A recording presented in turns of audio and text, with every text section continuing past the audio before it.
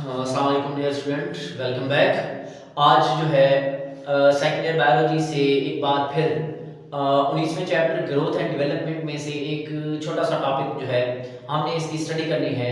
और आज की वीडियो में हमने ये देखना है कि कंसेप्ट ऑफ डिफरेंशिएशन क्या है, डिफरेंशिएशन का कंसेप्ट क्या है। तो सबसे पहले आप लोगों को डिफरेंशिएशन का इल्म होना चाहिए। डिफरेंशिएशन कहते हैं सेल्स का मखसूस टिश्यूज के अंदर चेंज हो जाना, सेल्स का मखसूस सेल्स के अंदर चेंज हो जाना जिनकी शक्ल और सूरत भी स्पेसिफिक हो और वो स्पेसिफिक फंक्शन भी परफॉर्म करते हो। तो इस तरह के प्रोसेस को हम नाम देते हैं सेल डिफरेंशिएशन का। तो इसका कंसेप्ट जो है उसकी हम बात करते हैं कि हमारे पास जो जाइगोटिक सेल्स होते हैं, जितने भी जाइगोट के सेल्स होते हैं उनके अंदर उनके अंदर डेवलपमेंट के लिए जो है क्या मौजूद होती हैं, जेनेटिक इंफॉर्मेशन मौजूद होती हैं। मैंने क्या कहा कि जो जाइगोटिक सेल्स होते हैं इनके पास जो डेवलपमेंट है उसको कंट्रोल करने के लिए सारी की सारी इंफॉर्मेशन मौजूद होती हैं, लेकिन जो साइटोप्लाज्मिक कंपोनेंट हैं इनके पास जो है मॉर्फोजेनेटिक डिटरमिनेंट्स मौजूद होते हैं। फिर से सुने, जाइगोटिक सेल्स के पास इंफॉर्मेशन मौजूद होती हैं डेवलपमेंट के लिए, और साइटोप्लाज्म के कंपोनेंट्स के पास डिफरेंट मॉर्फोजेनेटिक डिटरमिनेंट्स मौजूद होते हैं। और ये जो डिफरेंट मॉर्फोजेनेटिक डिटरमिनेंट्स हैं ये तयन करते हैं किस चीज का, डिफरेंशिएशन का, और डिफरेंशिएशन के अंदर ये स्पेसिफिक रोल प्ले करते हैं। तो इसको प्रूफ करने के लिए या इसको साबित करने के लिए जो है एक साइंसदान था जिसका नाम है स्पेमन। उसने क्या किया था, एक्सपेरिमेंट किया था। इसने एक्सपेरिमेंट किया कि डिफरेंशिएशन का कांसेप्ट क्या है। तो इसके अंदर आप देख सकते हैं कि दिस वाज प्रूव्ड बाय, मतलब इसको प्रूव किया गया। किसने प्रूव किया? एक्सपेरिमेंट ऑफ स्पेमन, स्पेमन के तजर्बे ने। अब उसने क्या तजर्बात किए थे? उसने एम्फीबियन जिसको आप मतलब एम्फीबियन में से मेंढक लिया, मेंढक का जाइगोट लिया, फ्रॉग का जाइगोट, या आपके पास क्या है, फ्रॉग का जाइगोट है। तो आपको पता है फ्रॉग का जो जाइगोट है इसके अंदर 3 लेयर्स हैं। सबसे ऊपर वाली जो है एक्टोडर्म, उसके बाद मेसोडर्म, मतलब सबसे पहले एक्टोडर्म, मेसोडर्म, एंडोडर्म।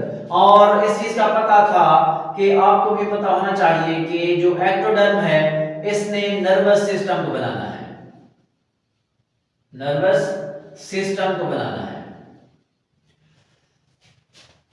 अब 3 लेयर्स मौजूद हैं, एक्टोडर्म, मेसोडर्म, एंडोडर्म, जाइगोट के पास। जाइगोट किस चीज का है?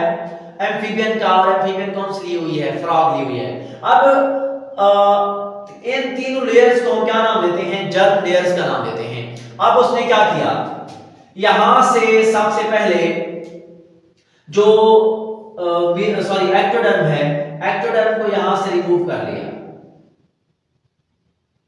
जब एक्टोडर्म को यहां से रिमूव किया तो आप देख सकते हैं यहां पे एक्टोडर्म नहीं है, तो एक्टोडर्म को उसने एक पैट्री डिश के अंदर डाल दिया। पैट्री डिश के अंदर उसने क्या किया, एक्टोडर्म को डाल दिया।